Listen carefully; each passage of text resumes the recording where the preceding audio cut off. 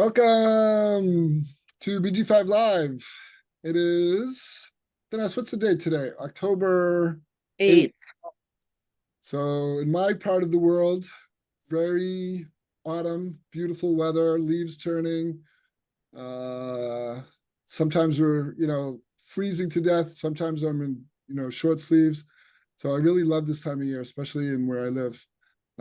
We have a wonderful guest. I can't wait to have you meet him. His name's Donny Grazano. Donny is a human design in training, but he's got years of study.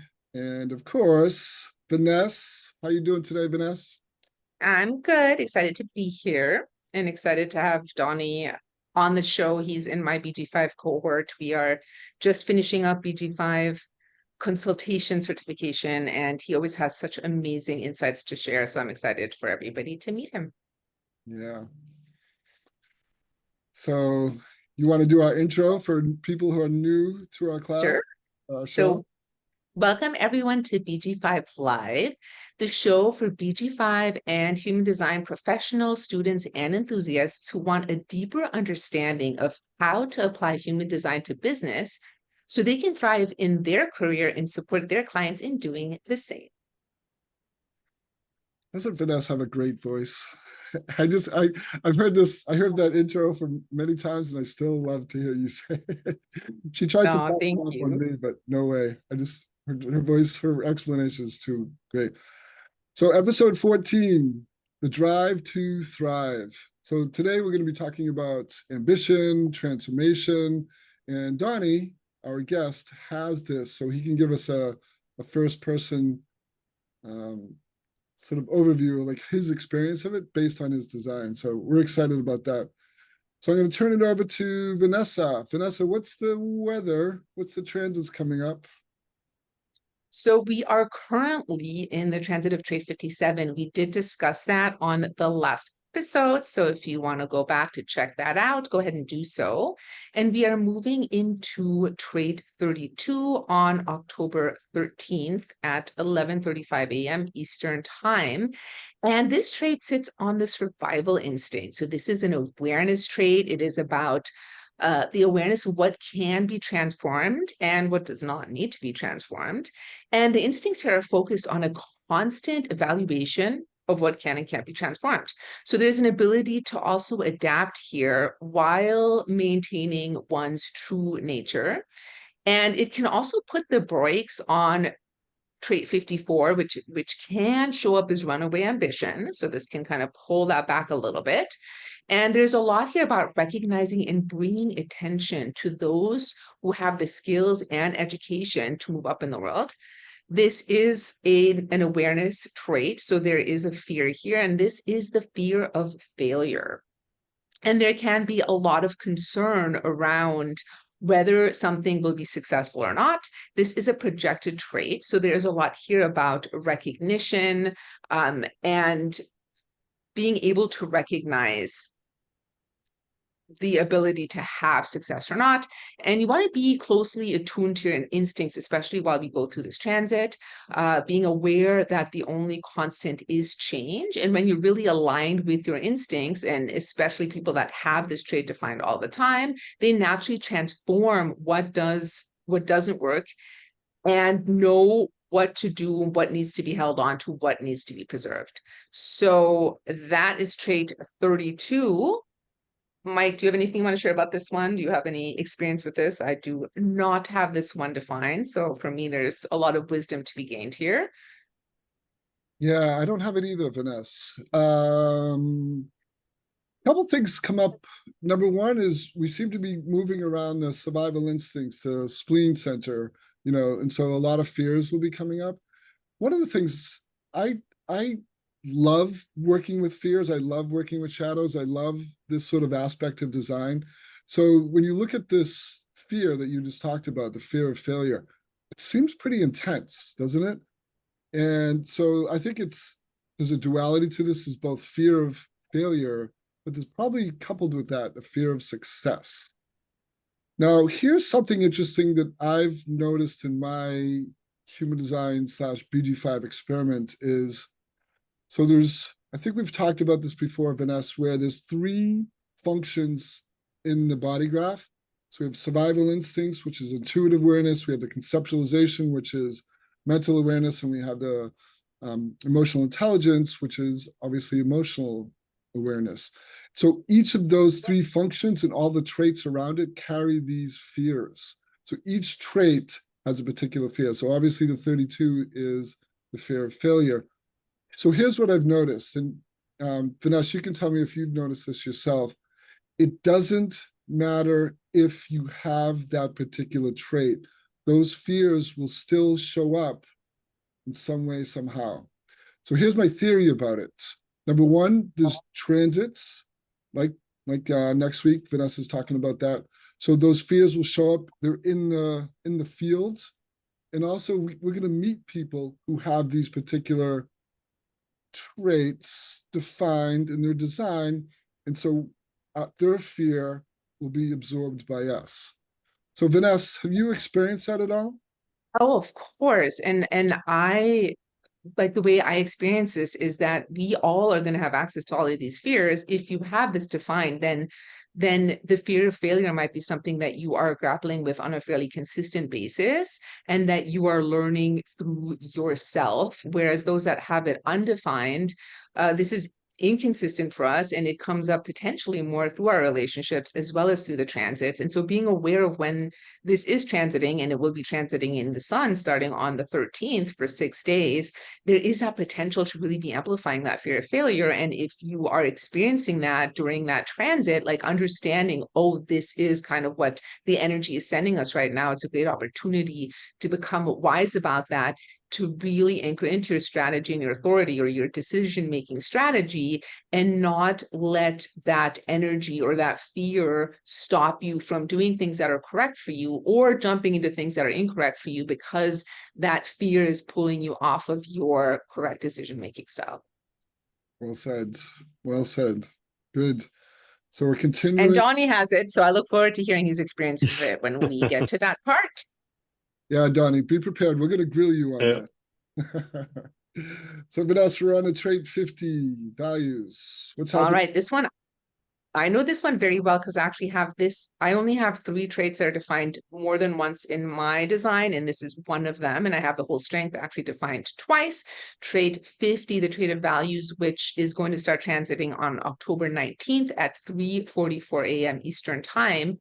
This, again, we're still on the survival instinct. So a lot of awareness here and instincts of what to be responsible for, what not to be responsible for, and also how to set up boundaries when caring for ourselves and the people around us. And I will share a story about this after I go through the slide.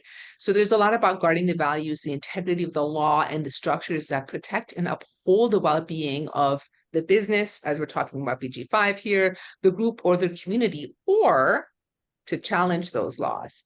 And there's an aspect here of historical continuity when traditional values serve and enwrite the present and the future. And this is about preserving the values of the gene pool, what's good, how do we care for and nurture the family, the environment, the business. And it's also about enforcing the rules for caring that can become the source of moral conditioning. And again, I know this one well. And so this is a lot about the way of caring and nurturing every aspect of the life within your work and within your environment and your community. And the fear here is the fear of taking on too much responsibility. And I definitely have a story around this, both the fear of responsibility, taking on responsibility that's not mine. And my siblings, when their kids were younger and I would hang out with my brother and sister and their kids, I always felt like I am completely responsible for these children. If anything happens to them, it is totally my fault. Even though my siblings were right there, nobody gave me the responsibility. It was not my responsibility, but I was so afraid that something would happen to them that I turned into like a helicopter parent. This is like one of the many reasons I chose not to have kids. I did not want that responsibility. It wasn't my responsibility. And yet I took on this responsibility. I did not set the right, correct boundaries around that. And I used to actually avoid hanging out with my siblings and their children because of the fear of this responsibility that I was taking on that wasn't even mine. That's such a great story. So do you have any experiences where do you feel like people project on you, hey, I want you to take care of me. I want to give over what you could say, like my problems or, coming up with, you're a 5-1. So Yes, I was going to say, I think this ties in definitely to my 5-1. I have a frog today. I have a lot of experience with this, with that 2750, with people putting things onto me, my parents even, where it's like I had to take the role of the parent. Especially my mother, who was actually an initiator or a manifester with her undefined energy resource sacral center. I have a lot of experience with this, and learning about human design and BG5, it started to make so much sense, and the essential of having those healthy boundaries and only caring when I respond for caring, and not doing it out of guilt and out of obligation, which is something that I did for most of my life. I would do the caring and the nurturing out of guilt and obligation, not because I responded to it. And that definitely would result in a lot of frustration and resentment. yeah, so it sounds so much cleaner when you talk about it, using your gut intuition to just feel into, yes, this is someone or this is a situation that I can step in and help and care for and all that. Otherwise, it's just I used to use this term, the tribe. So tribal definition is sticky. This is like the stickiness to it, which I never quite understood it, but the way you described it, I could sort of feel that energy where you're taking care of someone, but like I don't really want to. It feels kind of icky. So Yeah, and it's in my design too, because I have like the balance between tribal or the support thematic and then the individual thematic. That there is also that constant push pull, and then of course having the 5-1 public role on top of it. It's been an interesting learning in my life, and another aspect of human design and BG5 that like understanding this and then embodying it and following my strategy and authority or my decision making strategy to really go on the correct path and live in alignment and go through the deconditioning process has been a lifesaver, really. mm, Like that's not putting it lightly, like really a lifesaver. And even with, the potential codependency that can come up with the support thematic, also known as the tribal circuit, there's been so much healing around that through my experience and my learning and my understanding and embodiment of human design in BG5 that it just can't be understated yeah, or overstated. overstated. So I'm looking at, having been involved with human design in one way or another, or BG5 for 20 years, I'm still fascinated by the nuances of people's design. So Vanessa was just talking about this duality. So one is she has the 2750, custodianship, which is, all the things that she just mentioned, you know, taking responsibility, helping, and there's definitely a discernment in who to do that with. But it's very tribal, as Vanessa was talking about. But Vanessa, right? If you're listening to this, you can't see it, but when you look at her design, out of her sacral, out of her energy resource, there's a couple different strengths, but two coming out the left side. I'm trying to give you a visual on this. 2750 tribal. She also has this unconscious 3420, which is probably one of the most individual aspects of design. So having that, it's charisma, it's just, ability to work really hard. But so we have this desire to take responsibility, to take care of people around you, coupled with that strong individuality. So Vanessa, maybe you're already talking about this, maybe you're alluding to it. Do you feel this dichotomy, this push-pull, like I want to do my own thing, but there's another part of me pulling me into this group or this tribe or whoever? Oh yeah, that's always been a big thing for me. And of course, I also have the 214, which is individual, and the 3740, which is tribal, and almost the full defense circuit, or thematic. And that's been one of the biggest like factors in my life, and something that I have moved a lot more towards that aspect of individuality, you know, also the 5-1 public role, and learning to really make sure my own needs are met first, that I am well taken care of before I give to others, and that I only support in response and not initiating. And I used to always initiate the support. Like if, you know, I saw somebody struggling in some way, shape, or form, I was the first one to just jump on it without, you know, just feeling that need and that obligation to help, even though that wasn't the correct thing for me to do. And that's just something that, I mean, I still sometimes do it, I'm not gonna lie, but I do it a lot less. So Vanessa, this brings me back. It's probably what, 2 or 3 months ago, where I think we had to pause or postpone a show because this huge hurricane flew through the area where you live in the Caribbean, and it's Grenada. Is that the right? Yeah, Grenada. Grenada. So that do you remember how that did the 2750 get activated for you during that time? Oh, yeah, absolutely. Like on a lot of levels. And I know we talked about that on the show as well.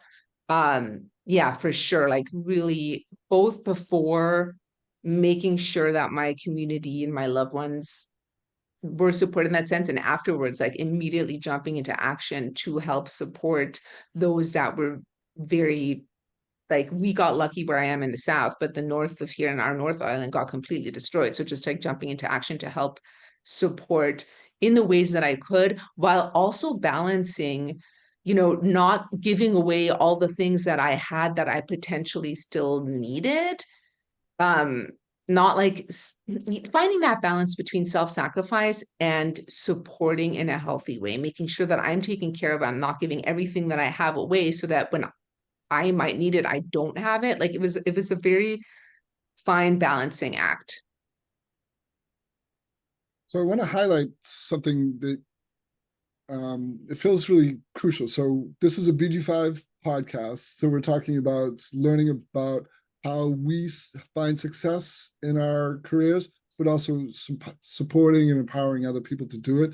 So Vanessa is one of those students who is so deeply attuned to her design, but all the nuances of design in general. So one of the things that she's highlighting here, which I think is important for people who are moving through the ranks or contemplating studying BG5, when you begin to study the system, you have to embody it. So when you listen to Vanessa's voice and she starts sharing all these nuances, that's in her field. So Vanessa not only knows the material, she embodies that material. So if you're studying it or thinking about studying it, you can't skip the step of just knowing material theoretically. You need to embody it in some way, because in so many ways, your ability to learn it and embody it is like a calling card. It says, here, I study this system, I know it really well, and not only that, I actually practice it. So your frequency, your field lets other people know, hey, I embody this. I really think that this is a good system because I'm living it. So that's a little plug for you, Vanessa. Thought I'd share. All right, we're going to be one last strength, and then we're going to move on to our guest. I can't wait to introduce you, Tim. So this is strength 3254. It's ambition. It's also transformation in the human design language. So something interesting about this strength, for years and years and years, I had no clients. I'm talking no clients whatsoever who showed up with this particular strength. It was as if it was like a dead zone in design where like no one was there. And then all of a sudden I started getting friends and clients who showed up with this. So for 10 years, there was no 3254s in my life. And then somehow, and then we have Donny here. So let's explore it a little bit. So ambition, drive that's fueled by consistent effort and instinct for what can truly be transformed, dedicated to service and willing to work hard, needs to be recognized for efforts in order to achieve a better position in life. So that's where the ambition comes. It's being able to assess not only people, but organizations, and say, where can I find success? Not only that, with the intuition there, it's who can support me and who can I support in return. So as part of that, this is very much tribal, which is built into it is the bargain. So part of this ambition is reward for loyalty and dedication, which how you show that to a 3254 is by promoting them or buying their services. These people are willing to work to prove value, even to the point of becoming a workaholic. So this is where the danger sort of lies. I want success. I want to follow my ambition. I want to have this inner transformation so I can help other people transform. And I just want to keep doing it and doing it, because the end result is I'm going to move up the ladder in some way, some form. So be careful to not get overly absorbed. So Donny, these are things I want to definitely talk to you about and hear your perspective on these. If this is something that you've experienced or noticed or something you really struggle with, we'd love to hear about this. So drive for recognition is best expressed as a healthy interdependence that is mutually beneficial. So we're talking here, this is very tribal, which means people are needed for your success, and your success comes with the people there. Vanessa, do you want to add anything to this that I might have missed? Nope, I think you covered it quite nicely, and I'm excited to hear what Donny has to share about this. I do have a good friend who's an advisor who has this strength. Actually, no, two advisors that have this. And it is so palpable and so obvious when looking from the outside, and how it's shown up in their careers. And can't wait to talk to somebody about it that knows about their design. So without further ado, let's welcome Donny Grazano. Woo, Donny! Yes. Let me show you this out. Before Donny, you can't talk yet. We need to explore your bio at some point. I'm gonna introduce. So this is Donny. He's an intuitive builder. He's got a 6'2" public role. He's got drive, stamina, survival instincts, energy resource.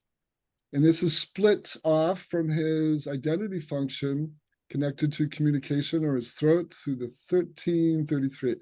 Wonderful, wild, various design. Donny, let me just read this. I think it's the coolest bio ever.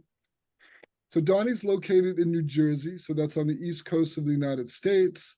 His previous and maybe current organization occupations are, he's a healer, he's an intuitive, off the charts intuitive, especially with your design, hypnotherapist, modern shamanic practitioner.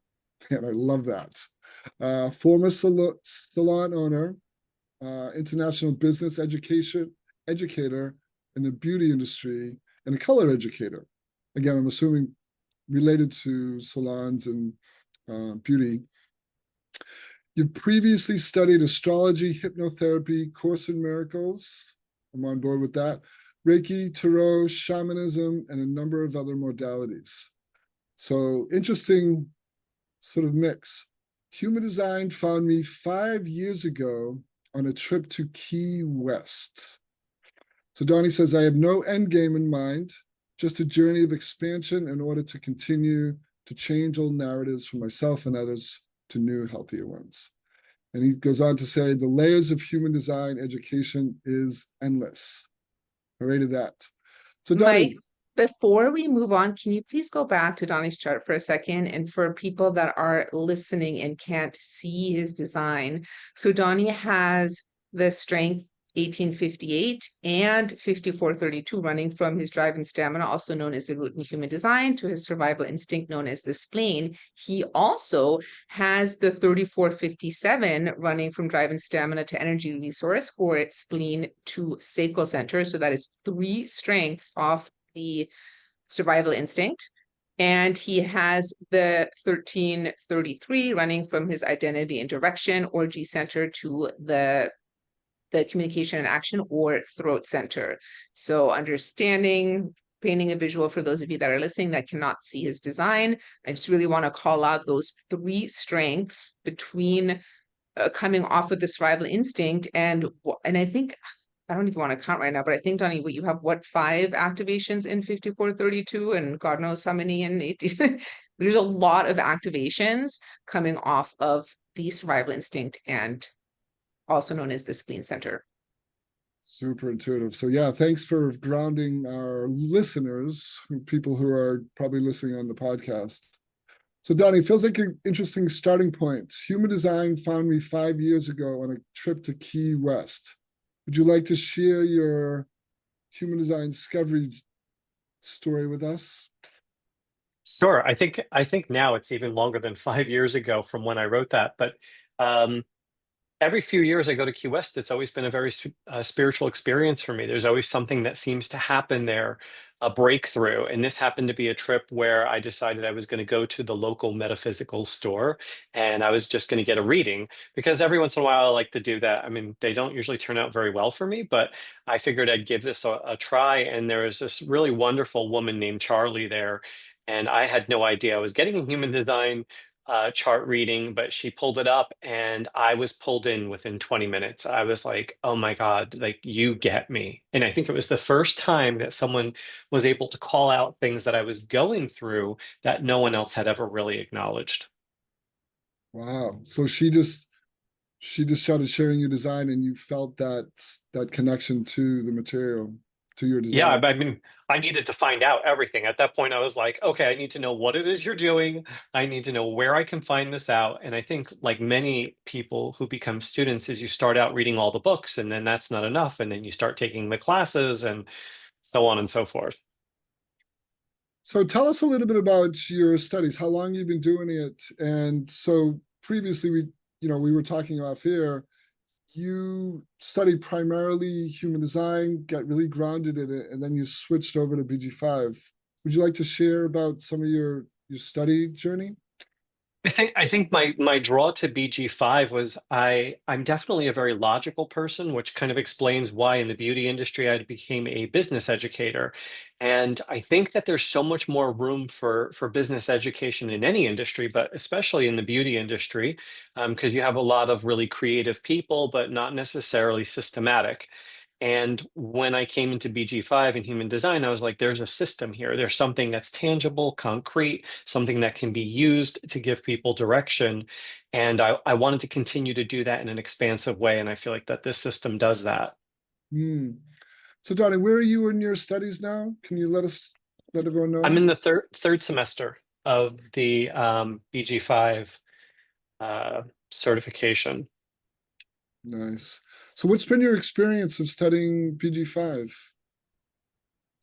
I love it. I think the biggest challenge for me is I don't do really well online. That's and I think since, COVID, that's been a challenge because so much of the studying is done online. I have to go back, thank God, and be able to rewatch and listen to things in my own timing. But it's been really incredible. I think there's a lot of tools there, and I really agree with what you said about kind of embracing and living it. And I've had the opportunity to use these tools in everyday life, and it just changes the way that you live, the way that you experience, and the experiment of it. Yeah, yeah, that's great. So you're a man after my own heart. I am one of those people who also have, spirituality is a huge part of my life, but it doesn't come up in terms of business. And I think that's based on my background, which is, I live in a part of the country that there's spirituality here in the Northeast part of the United States, but it's not as big as it can be in some other parts of the country or the world. And so I've kept that part quiet, except with certain friends who do it. But I really loved to me it was bold that you talked about astrology, which is human design is based off. So that's not so unique. But hypnotherapy, Course in Miracles, Reiki, Tarot, shamanism. How does that sort of cornucopia of studies in human design blend together for you? Well, I'll tell you, I think that the BG5 human design aspect is very grounding for the rest of it. Like I'll give you for an example, in hypnotherapy or in shamanism, because they basically use very much the same techniques, just different language, right? It's all about going to the unconscious mind. I feel like that a blueprint or a chart shows you where the conditioning is going to be most profound. And it really just kind of shows me what direction to go to with somebody. And when I'm using those other modalities, it's kind of like a cheat sheet, if you will. And being able to kind of venture into those areas, knowing that this is probably where where we need to explore. Yeah, that's so right. And that totally mirrors my experience too as well. It is. I love that you use the word cheat sheet because I feel the same way. Mm. Sometimes, especially when you start coaching with someone and you put the chart down on the table and it's like instantly you know so much about the person. It's kind of crazy. There's so many layers to it too. I mean, I would like to know more about some of the health stuff. I think that's going to be my next journey. But I was thinking when we were talking about um, my channels, my strengths, is things coming off the instinct and the drive. I found that the more strengths that you have there, the more exercise you need. Every person I know, like I have two strengths there, and if I don't do at least 10,000 steps a day, I cannot sleep. And I've met two or three people who had all three of them. And if I thought I had a high energy, they were even more energetic. It was just like an interesting thing to kind of see. And when someone says like, "Oh, I'm not sleeping well," the first thing I look at is that area. Is this person need to get more energy out? Yeah. My Yeah. sister has all three, and she has the unconscious 3420 as well. So I know that is definitely true for her. So Donnie, we were talking about, the 3254 transformation, ambition. How have you experienced that? Like Vanessa says, you have it defined at least twice, maybe more in your design. I, I have five activations there. Whoa. Yeah, So it's supercharged. yeah, supercharged. So what's your experience been like with that particular energy? My experience has changed with it, at least the way that I navigate and see it. But what I will tell you is very early on, without the knowledge that I have today, I didn't understand why other people weren't the same. And I kind of took for granted. I lacked empathy. In a sense, it was like, well, why aren't other people more ambitious? Why aren't they driven for success? Why aren't they pushing? And why don't they have the fear of not succeeding the way that I do? And I remember very young, my mother saying, "Everybody's not like you." And I was like, I don't understand that. And I think one of the things that we learn is when you have something defined, especially if it's strongly defined, it's very hard to describe to somebody else because it's inherent, it's natural, it's something that's an impulse rather than a knowing, versus places where you're not defined, you get a wisdom and an understanding because you become an observer of it, right? So I don't think I could ever teach somebody how to be ambitious, but what I can say in my life is that I always feel like I'm driven to accomplish something. And I always feel like I have a natural sense or understanding of the things that are really worth investing in. I have kind of a natural sense of the people I want to surround myself with. And I also felt like I was very lucky before I worked for myself. When I worked with others, I naturally climbed the ladder. And I never realized how much of that was something that I took for granted. And I don't always feel like I had to work as hard as other people did in order for that to happen, if that makes sense. Yeah, totally. Yeah. Vanessa, I have tons of questions, but anything you want to ask, Donnie? It's always so funny when we ask people questions about their design because it's like, well, you don't know what it's like to not have this experience, but I still want to know to the best of your ability. So you have three strengths coming off the survival instinct. You don't have any hanging traits. So all of your defined traits, and you have multiple activations in these traits, are strengths. And so I'm so curious how you experience your intuition, your instincts that are so heavily activated in your design. They actually form your decision-making strategy, your strategy and authority. I just would love to hear you share some of your experience with that level of intuition and how it feeds into your decision-making style and all of that good stuff. Well, I think as far as it goes for business, I've always said that I've been very fortunate. I don't know that I was always aware of the decisions that I made in business, but I did very well before I even got the education. And I think years later, getting educated in business just gave me more tools. But there was always a drive and an awareness of things that would work and things that wouldn't work. And then there was the experimental part of it, especially in my 20s and 30s as a 6'2", is like, let me try this out, let me try that out. And then after a while, you adjust to kind of knowing. Um, I also will say that I'm a natural survivor. And I used to say, like, I can't believe that I survived the life that I've survived. And kind of like this is sort of part of this is that most people don't recover. I'm in recovery for over 30 years. Many people don't succeed in that area.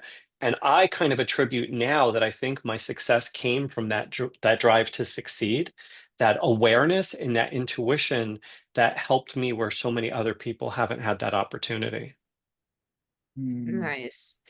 And I'm also curious with, they do, like we talked about in the beginning with the transit coming up and how the 32, which you have two activations and I believe puts the brakes on the 54 and the ambition. Like, is that something that you've become conscious of through knowing design? Like,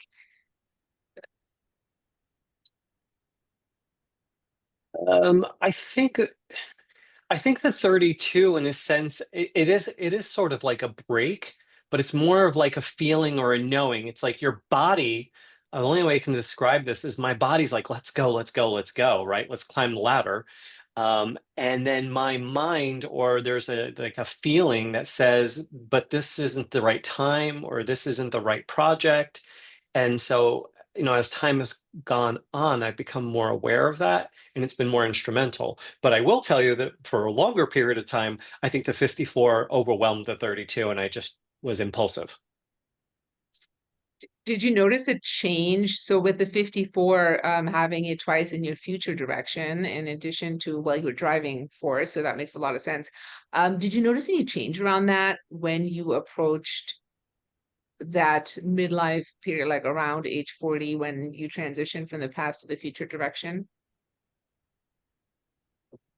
Did I notice a different? You got to And like expand that how for me. you approach that ambition. I mean, I guess it would be hard to distinguish given that it is also your conscious driving force. Um, but you do have it in both aspects of your future direction and like in something that you're really stepping into, even though it's something that's been very clear for you your entire life. I think the only thing I can really identify is when I went into that phase of my life, it matured in the sense that it was more conscious. It was a different level of awareness because I had exercised so much energy frivolously for years that by the time I got there, the ambition became more conscious and more directed. All right, so I have a question for you. So we talk about, this is for our listeners who may be new to human design BG5, is that your definition, the defined parts, the parts that are colored in are what broadcast out. So imagine that you're standing there, you're just moving through life, and in your field is your design. So your field extends 10 to 12 feet, front of you, behind you, and above you and below you. And so someone like Donny, who has such strong ambition defined in his design, that is in his field. And so anyone coming in contact with him is going to be in touch with that energy of ambition, climbing the ladder, succeeding, exercising, sort of moving in one way or another.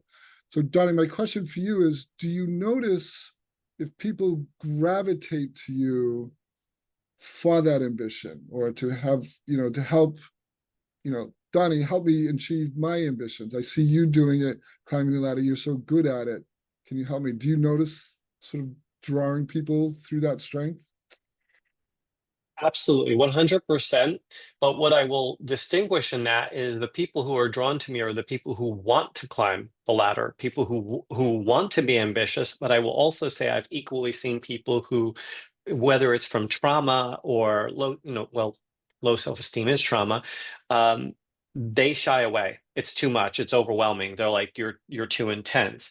And it's always interesting for me to hear other people on the way they would describe me, because if you ask somebody, the top two words that they use to describe me is intuitive and ambitious, which I never see myself as. They're like, don't you understand the success or the ambition and the drive that you have? And I'm like, you know, I'm always looking at the next thing to do, not what I've done. So it's always, for you, it's more forward looking. Yeah, it's more about forward. It's not about what happened. And most of the time, I don't even see what I'm doing as ambition. I don't see it as a strength. I just see it as, this is who I am. This is what I do. It's interesting. It's sort of built into what you're talking about. So the intuition is always in the moment. It's just now, now, now, now. And so it makes sense that you're not so much looking backwards, although you do have some of that in your design. It's more like, okay, I've achieved this. Now what's next? And what can I use from the past to make sure that the next achievement is better? That's what I was going to ask. Good. So Yeah. Donny also has something called an abstract strength, the 1333, which is about reflection and taking that time. Vanessa was pointing that out. So you do use that to sort of hone your ambition in some ways. Yeah. Yes, I use it because it helps me reflect on what didn't work. And it also helps me reflect on what did work. I also use it a lot in business and when I'm educating. It's a little bit of a storyteller within itself. And I find that those experiences and stories are helping me to kind of illustrate points to other people. So again, I'm sorry, I'm really curious, but I also want to just highlight what's happening here, Donny, because it's really fascinating to me. So Donny's been someone he's really done a deep dive into studying design, but you can also tell he has done a deep dive in exploring his own design and how it works. So when you're listening to this, what I would point you towards is hearing the specific nuances that he's sharing with us that is incredibly detailed. He's saying it very naturally, but the nuances are so particular to him. So he's using his design in a way that reflects who he is. So you can tell he's moving through life in this natural way, this sort of like, there's almost this charisma, this pull to him, but it comes very naturally to him. That's the power of really learning and understanding your design. And it takes a while. So Donny and Vanessa are people who, even though they might have been studying for just, 5, 6, 7 years, which design design sort of lifespan, you're still learning it. But both of them have really mastered their design, and it shows in their ability to move through life or in their business. And I also want to point out about Donny, and you used the word natural and naturally a lot in that last paragraph, that Donny has the second quality in his unconscious public role, which is the natural, and somebody who has this natural talent and things just come to them naturally. And since we're on that subject, Donny, do you have anything to share about that and how that has shown up for you, especially in respect to, well, your entire design, but the 5432, if you want to focus on that? As far as the natural aspect of it, Yeah, the second quality in your public role. super challenging. Sometimes I wish I had one. I only have one in my entire chart, so I'm kind of envious of people who have one, because they're such really good studiers and they collect so much information. For me, if something doesn't come natural, I'm not really drawn to it. But I feel like I struggle with imposter syndrome more than the average person, and I get very uncomfortable, I guess, when people want to know how I do what I do. When I started public speaking, I never took a class. I never learned anything. I just went out on stage, and then later on, I started questioning how, well, I shouldn't have been able to do that. And everybody wanted to know what classes I took and how I had learned to do it, and it kind of shut me down from doing it for a while. Well, And it's so interesting to me. I know several people in the human design BG5 world that have the 6-2 public role that are so naturally gifted with human design. And it's funny because you said you only have one quality one in your design, yet you are so well studied and you dove so deep. You bought all the books, you took all the classes, and that's such a first quality quality. So I mean, obviously we're not talking about some of the deeper layers like variables, but I'd definitely be curious to look at that in your design as well. But I know from being in class with you, from being in your cohort and the things that you share in the forum, and your insights, that you are really natural at this, and that this is something that you definitely have a gift for. Thank you. I think the part that's scary is that twos don't typically, at least in my experience, is that they don't know when or how they're going to access it. It's almost like always a surprise.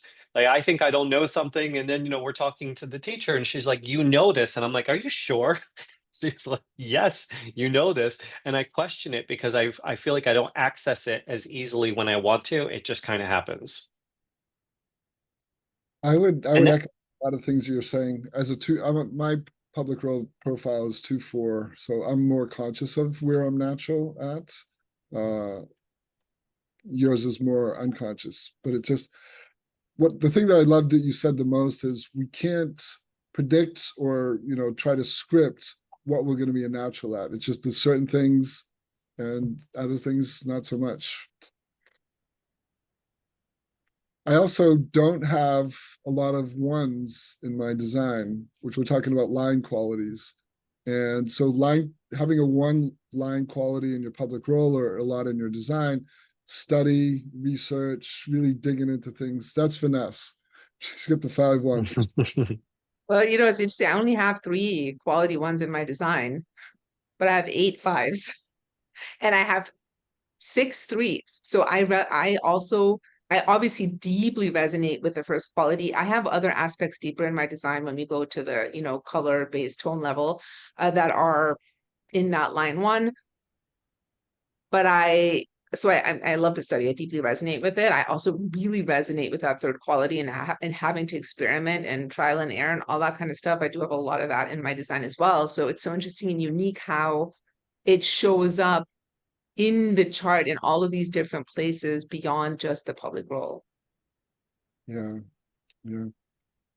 So Donny, as we begin to wind up, is there anything else you'd like to share before we head out? I don't know if I have anything else to add except that for anybody who's listening, if you're listening, I would say by definition, you're a seeker. And I think human design BG5 is a beautiful place to grow as a seeker. And the tools are just so expansive and unbelievable, and you can go as little or as far as you want. And for me, it's just been such an incredible source. And I want to thank you both for inviting me today, because it's such a privilege to be a part of something that's so moving and it's so instrumental for the people who want to expand. And we're not necessarily in a world filled with tons of people who want to expand. So when you meet like minds, it's such a moment of gratitude and such a beautiful opportunity to share. So thank you. Yeah, Thank you you're so welcome. much for coming on. It was really good to have you. I'm so glad you were able to make it because I've been eyeing you for the show for a while, and today was the perfect opportunity. I've been eyeballing you. That's great. So Donny, are you seeing clients as a place that people can find you if they want to work with you? Yes, Donny Grazano at DonnyGrazano.com, actually. DonnyGrazano.com is my website, which will also take you to Helix Alchemist. Both sites are kind of connected. Great. Okay, we'll be sure to put that also in the show notes so people can find you through that. Yes. Yeah. Oh, one last thing. I didn't put up our slide, Vanessa. So Vanessa and I are going to be teaching a class beginning in November, begins on November 4th on BG5 keynoting. So we're going to look at 5 different functions, so 5 key places in design, which is energy resource, emotional intelligence, survival instincts, conceptualization. So it's not only just keynoting design, it's looking at each function, but looking at it in depth. And the idea is we want to begin to take all of these keynotes and begin to craft a story for our clients. So this idea of taking all of these disparate parts, bringing them together and creating a narrative, that's going to be the focus of our class. So 5 classes, it's a really low price, and you can find that on the BG5 website. So it's the art of keynoting. And We'll make sure there's a link in the show notes for that as well. And Mike sometimes likes to give me credit where it is not due. I am assisting him in the class. You made it sound like I'm co-teaching it. I like to give Mike's you teaching it, and I will be assisting. all right, Donny, thank you so much for coming on board. Thank you, guys. Yeah, it was great. All right, everyone, thank you. And bye for now. We'll see you on the 22nd. October 22nd is our next BG5 Live. Have a great week. Bye for now. Bye.